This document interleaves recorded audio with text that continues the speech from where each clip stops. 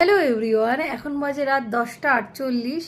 এখন আমি ভিডিওটা করছি। সকাল থেকে আমি শুধু খবর দেখেছি সমস্ত, মানে আমার নিজের পরীক্ষার যে রেজাল্টটা বেরোতো তার জন্য আমি এত টেনশন করি যতটা টেনশন আজকে এই রেজাল্টের জন্য করেছি। তো যাই হোক, খুব খুশি, মানে খুব খুশি, মানে বলে বোঝাতে পারবো না।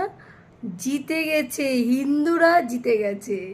মানে হিন্দুরা চাইলে কি না করতে পারে, ঠিক আছে?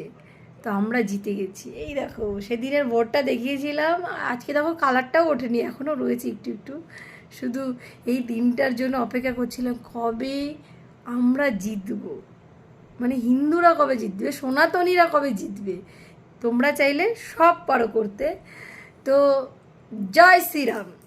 আর কোনো কথা হবে না, ঠিক আছে? একটাই কথা, জয় শ্রীরাম। এখন সামনের দিন দেখা যাবে কি কাজ করবে না করবে, সমস্ত কিছু জানি ঠিকঠাক মতন করতে পারে।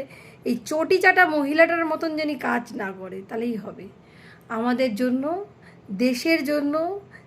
যত বেকার ছেলে মেয়ে আছে সবার জন্য চাকরি বাকরি সমস্ত কিছু জানি, সবাই জানি নিরাশ জানি না হয়, একদম ফাটিয়ে কাজ করে ফেলো। তো সবাইকে একটাই কথা, জয় শ্রীরাম।